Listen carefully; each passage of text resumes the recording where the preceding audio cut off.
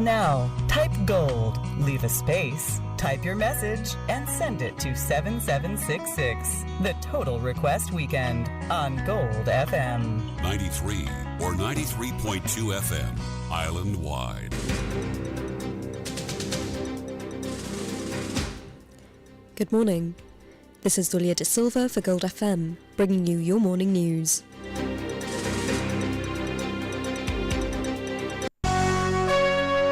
The news headlines on Gold FM.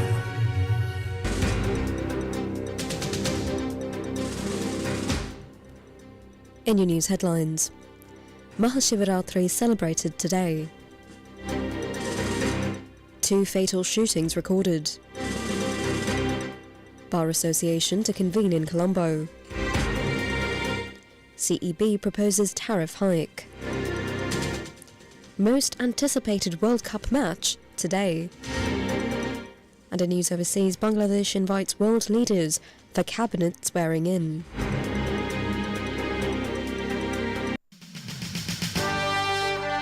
The top story on Gold FM.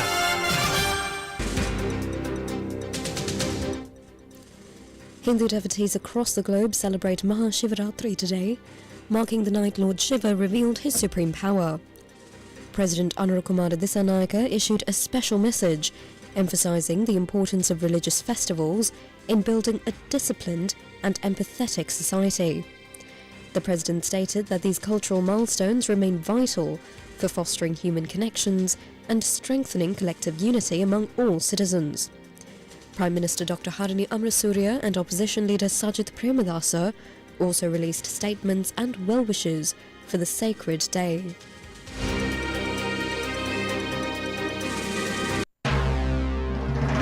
This is the local news on Gold FM.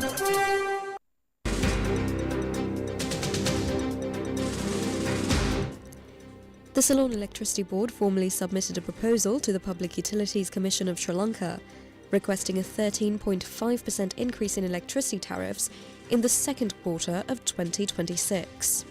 It is reported that to the PUCSL that the state-owned utility argues that the hike is essential to ensure financial stability and maintain the reliability of the national power supply. The price review is primarily driven by significant projected revenue deficits of 15.8 billion rupees for the period between April and June 2026. According to the board's submission, the total estimated cost of providing electricity during these 3 months will reach 136.5 billion rupees, whereas the current tariff structure is expected to generate only 116.8 billion rupees in revenue.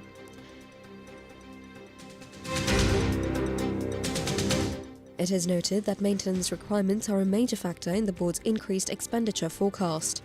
Several large-scale power plants, including units at Randanigala, Victoria and Samanilabava, are scheduled for essential annual maintenance and refurbishment during the second quarter. These planned outages necessitate heavier reliance on more expensive thermal power sources, which are expected to contribute nearly 2,000 gigawatt-hours to the national grid. Additional financial pressures include rising operational costs, such as 7.8 billion rupees in estimated finance costs and over 1.5 billion rupees set aside for employee gratuity liabilities. The Ceylon Electricity Board also noted that the proposal incorporates outstanding revenue differences from 2025, during which the utility experienced a substantial revenue shortfall. Under the proposed changes, domestic consumers using between 0 to 30 units per month would see their energy charges rise from 4 rupees and 50 cents to 5 rupees and 11 cents per unit. The Public Utilities Commission of Sri Lanka will review the submission before making a final determination on the proposed tariff revision. Sri Lanka will face a severe power crisis by the end of July due to significant delays in coal shipments. Former Energy Minister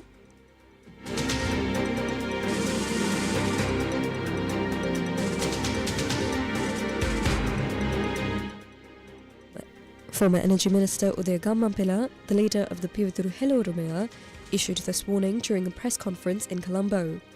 He stated that the current disruption in the supply chain threatens the national grid and risks widespread electricity instability across the country within months.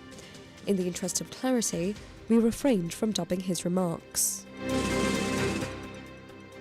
ගල්ලඟුරු සැපයුම ප්‍රමාද වීම නිසා දැවැන්ත විදුලි අර්බුදයකට ලංකාව මුහුණ දීමට නියමිතයි. මේ අර්බුදයේ ප්‍රතිඵලයක් විදියට එක්කෝ රට අඳුරේ එහෙම නැත්නම් එක විදුලි ඒකකයක් රුපියල් 90ක් වැනි දැවැන්ත මිලකට නිෂ්පාදනය කරගන්න සිදුවීමෙන් විදුලි බිල දැවැන්ත ලෙස ඉහළ යෑමේ අවදානමක් මතුවෙනවා. හේතුව වන්නේ නොරොච්චලේ විදුලි බලාගාරය වසර මැදදී අක්‍රිය වීමේ අවදානමක් මතුවෙලා තිබෙන නිසා. නොරොච්චලේ ලක්විජය විදුලි බලාගාරය සම්පූර්ණ ධාරිතාවයෙන් ක්‍රියාත්මක කිරීමට නම් වාර්ෂිකව ඕනෑ ගල්ලඟුරු ටොන් 60,000 නැව් 46ක්.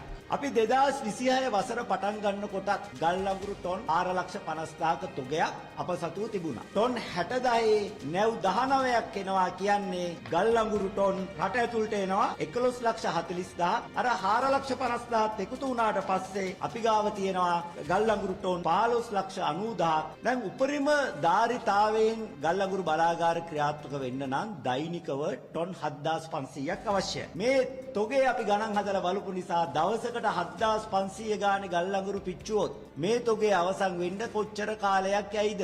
උත්තරේ දින 212යි. වසරේ 212 වන දිනය වන්නේ ජූලි මාසයේ 31 වනදාය. ඊටාම සුබවාදීව ගණන් හදලා බැලුවත් ජූලි මාසයේ 31 වනදා වෙන විට අපේ ගල්ලඟුරු තොගේ අවසන් වෙනවා. හැබැයි නැවත ගල්ලඟුරු ගේන එක පටන් ගන්න පුළුවන් කලින්ම දවස තමයි සැප්තැම්බර් මාසේ 15. ඒ කියන්නේ මාස එකමාරක් අපේ ප්‍රධාන විදුලි සැපයුම් කරුවා වෙන නොරොච්චලේ විදුලි බලාගාරය මාස එකමාරකට ආසන්න කාලයක් අක්‍රිය වීමට නියමිතයි. ඒ කියන්නේ රට අඳුරට යෑමේ අවදානමක් මතුවෙනවා කියන එකයි. Two individuals died following separate shooting incidents in Kotahena Jintupitia and Kalutara yesterday. Police stated that one person died and 4 others sustained injuries in the Jintupitia shooting, while a 32-year-old died in Kalutara.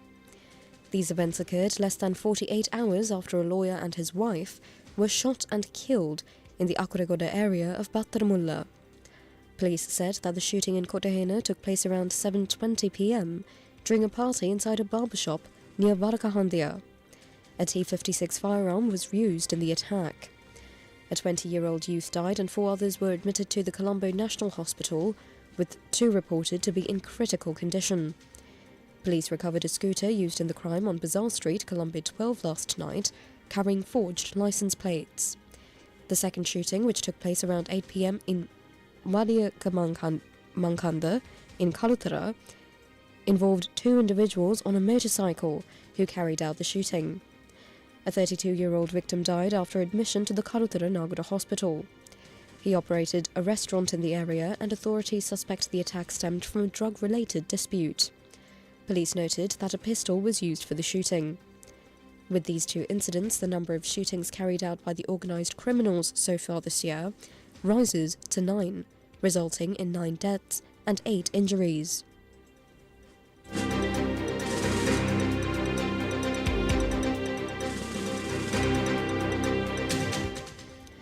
Meanwhile, the car suspected to have been used by the gunman in the shooting of a lawyer and his wife in Akuregoda was found set on fire in Mulkada Aglia in Bategama.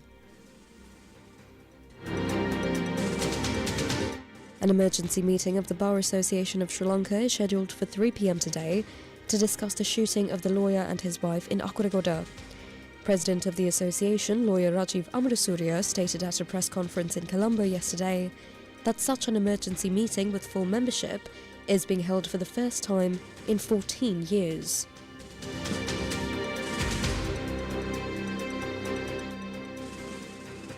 We decided collectively that this is a matter not even limited to an exco, not even limited to a bar council. This is a matter which affects the very fabric of our legal system. And we decided that we will call for a meeting of the entire membership tomorrow at 3 p.m. and we will discuss this matter and decide collectively what action we must take. This is an attack not only on our legal system, on every citizen. You cannot have acts like this. We will certainly go into court on behalf of our members and his spouse.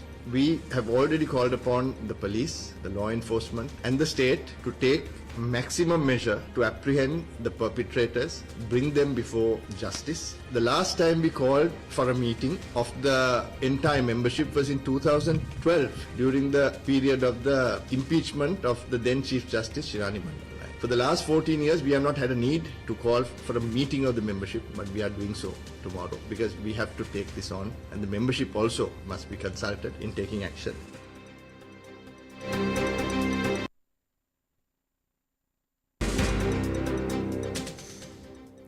Sri Lanka possesses the potential to play a vital role as a neutral mediator in rebuilding bilateral relations between India and Pakistan.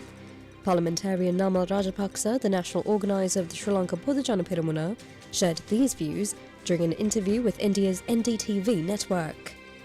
Around resumption of India-Pakistan bilateral ties, though, in the future, can Colombo or Sri Lanka be looked at as a neutral venue for resuming bilateral between India and Pakistan? Well, I mean, Sri Lanka is always open. India has always stood by Sri Lanka and as well as Pakistan during the wartime. Pakistan was one of the closest alliance of the government at that time, defeated terrorism, including India and most of the rest of the countries as well. So yes, Sri Lanka will play a neutral role, and especially knowing the importance of unity in the region. Also especially in the Indian Ocean, and we believe India has a major role looking at their economic powerhouse at the current state, and looking at what's happening all over the world, especially with the new tariff laws that has been introduced in many countries. And we believe India has to play a major role in our region, and of course bring the region together, especially in the Indian Ocean. I mean, Sri Lanka can play a pivotal role. Of course, Sri Lanka is always welcome. So now we can see both of them now playing cricket together. So both actually helped Sri Lanka to come out of crises at that time, especially with Ditpa in recent past. Both won rescue operations, rescuing, saving lives. Now we can see both of them back beside the day in Sri Lanka present playing cricket.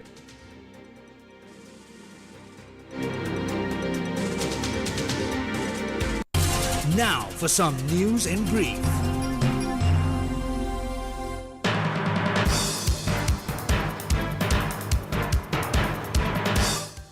Level 2 landslide early warnings were issued for Valapane and Nildandahinna in Nuwara, and Level 1 warnings were issued for Vilgamua in Matale.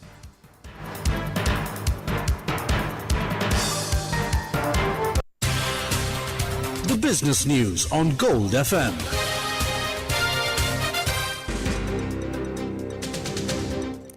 Nvidia confirmed yesterday that its CEO Jensen Huang will skip the upcoming India AI Impact Summit, despite previous expectations of his attendance. The high-profile event, scheduled for inauguration by Prime Minister Narendra Modi this Thursday, features global technology and political leaders. Company officials did not provide a specific reason for the change in the executive's travel schedule.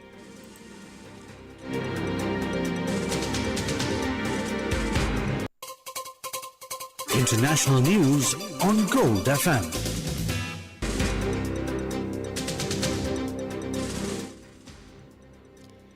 The Chief Election Commissioner of Bangladesh, Nasir Uddin, will administer the oath of office to the new government, led by Tariq Rahman, on the 17th of February. The Bangladesh Nationalist Party secured an absolute majority in the 13th national parliamentary election held on Thursday. Rahman urged political rivals to unite for national interests and instructed supporters to prevent any post-poll violence across the country. The victory marks a return to power for the BNP after 2 decades, with the party-led alliance claiming 212 seats. In the meantime, Bangladesh extended invitations to the heads of government from 13 countries, including India, for the swearing-in of the new cabinet. The list of invited nations includes India, China, Saudi Arabia, Pakistan, Turkey, the United Arab Emirates, Qatar, Malaysia, Brunei, Nepal, the Maldives, Bhutan, and Sri Lanka.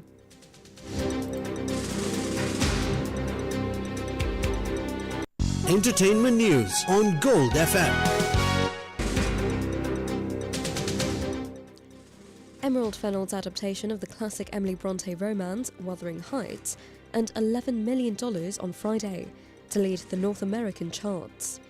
The literary drama outperformed fellow new releases Goat and Crime 101 across more than 3,600 theatres. Industry experts project domestic grosses to reach $40 million throughout the extended President's Day holiday weekend. Producers expect a strong start for the $80 million production if international figures match early projections.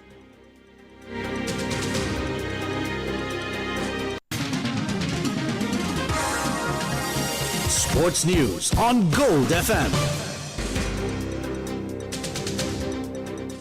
India and Pakistan entered today's Group A encounter with perfect records, both having secured dominant victories in their opening two matches. The match is set to be held at the R. Premadasa Stadium, and special security measures are tightened as fans arrive in the thousands. The Indian squad currently holds a superior net run rate, although Pakistan remains comfortable in familiar Sri Lankan conditions. That's it for now. This is Dulia De Silva for Gold FM. Thank you, and have a lovely day ahead.